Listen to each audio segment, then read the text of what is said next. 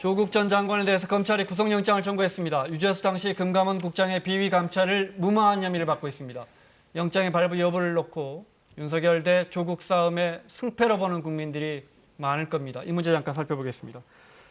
직권남용 권리행사 방해 혐의. 네, 그렇습니다. 사실은 71일 만에 이게 구속영장 청구지만 여름 내내 우리가 보아왔던 것은 주로 일가 관련 의혹들이고요. 네. 사실은 수사 보름 만에 전격적으로 구속영장을 치면서 검찰이 승부수를 띄운 건 네. 바로 유재수 전 부산시 경제부시장의 여러 가지 의혹들을 감찰 무마했다라는 의혹입니다. 네. 그러다 보니까 이게 직권남용으로 볼 수도 있고, 왜냐하면 감찰을 계속해서 처벌해야 되는데 네. 그것을 어떤 힘으로 막았다고 한다면 직권남용이고요.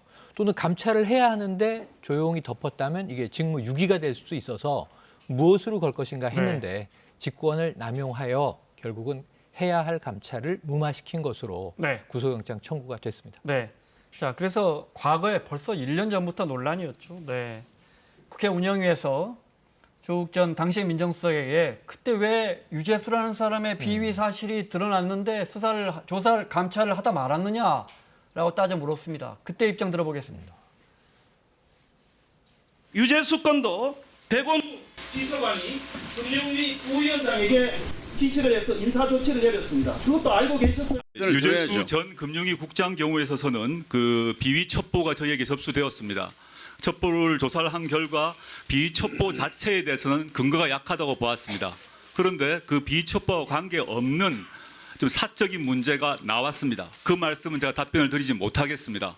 그래서 저희 민정수석실 안에서 금융 관련 업무를 맡고 있는 쪽이 민정비서관실입니다. 그래서 민정비서관실의 책임자인 백원우 비서관에게 금융위에게 통지하라고 제가 지시했습니다. 이상입니다.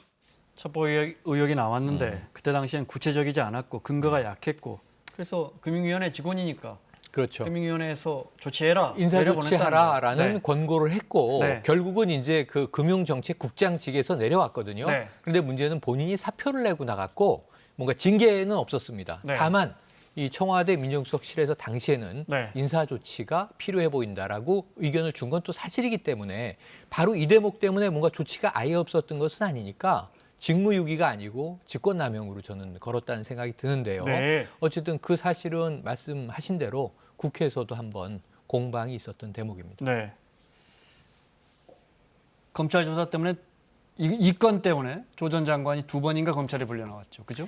네. 구체적으로 본인의 입장을 방어를 했던 것으로 알려지고 있고요. 정무적인 책임은 내게 있지만 법적인 하자는 없었다라는 취지로 피의자 신문 정무적 책임은 과정에서 내가 있다. 네, 그러니까 진술했습니다. 내가 판단은 잘못했지만 그러니까 결국 네. 이 문제는 재량권 범위 내에 있기 때문에 내가 민정수석이라는 재량 범위 내에서 정무적 판단을 했는데 그게 네.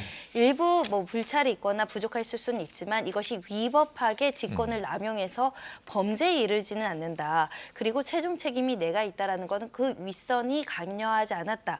여러 가지 의미가 여기 합축적으로 녹아 있는 상황이라고 보시면 될 것 같고요. 네. 오늘 청와대 입장도 있었지만 결론적으로는 민정수석실은 수사권이 없다. 그럼 그 여러 가지 비혐의자가 조사에 대해서 동일하지는 않는데 더 강도 높은 수사의 방법으로 어떤 비리를 확인하기는 어려웠고 네. 가지고 있는 비리의 근거는 약했기 때문에 우리로서는 이 정도 선에서 처리하는 것이 재량 범위 내였고 합리적이라고 생각했다라는 게 논지인 걸로 보입니다. 네. 영장 심사가 목요일입니다. 그렇죠. 그날 밤중에 또는 금요일 새벽쯤에 결정이 날 그렇죠. 겁니다. 판사가 발부할지. 지금 부인도 구속돼 있어서 잘못하면 부부가 같이 그렇죠. 구속될 수 있는 초유의 상황이 될 수도 있습니다.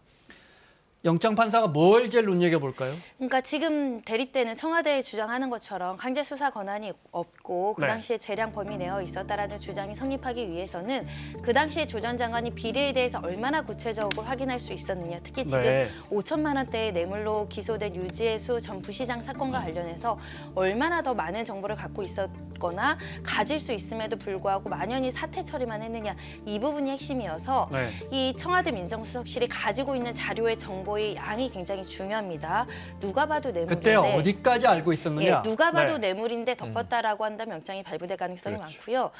이거는 조금 부적절하거나 윤리적인 문제가 있거나 복잡하지만 이것을 우리가 뇌물로 단정할 만큼의 청탁 관계나 대가 관계는 좀 부족하다. 그럼 첩보의 비위가 근거가 약하다는 조 전 장관의 주장이 실려 있기 때문에 네. 한마디로 법률적인 어떤 다툼과 쟁점이 있는 사건입니다. 네. 그래서 스모킹건이 검찰에 있는지 여부가 굉장히 중요합니다. 네. 사실은 법원의 판결을 기다려야 되는데 우리는 뭐 구속영장만으로 거의 유죄가 맞습니다. 뭐 사회적으로 인정되는 사회라 범죄가 상당 네. 부분 소명되었다 이런 식으로 뭐 표현을 그렇게 하면서 네, 거의 유죄 판결이 나버립니다. 유죄 추정을 네. 하고 있는 셈이 돼버리죠. 네. 그동안에 서울대 네네. 공익인권법센터의 네, 인턴 수료증 인턴 수료증 네네. 허위 발급 의혹도 있었고요. 있습니다. 특히 부인 관련 정경심 교수의 네. 펀드 투자 관련 거기에도 관여한 혐의도 예. 있었고 블라인드라고 이런 했는데 부분은 알았다. 어떻게 합니까? 앞으로 지금 더 수사해서 기소합니까? 사실은 지난 주말까지는 기소를 네. 할 것으로는 나왔는데 이 부인과 함께 이제 관련돼 있는 일가 관련 비위들은 네. 결국은 불구속 기소하지 않겠느냐라는 관측이 높았어요. 그런데 본인이 민정수석으로 재직했던 시절에 지금 이 혐의는 네. 구속영장이 청구가 됐습니다. 그래서 어찌 보면 이게 별건으로 갈 것인지 아니면 병합이 될 것인지 이건 앞으로 지켜봐야 될 것 같은데 검찰은 지금은 일단은 이번 구속에 전체적으로 뭐 올인을 하고 있다고 표현을 해야 될 것 같습니다. 네.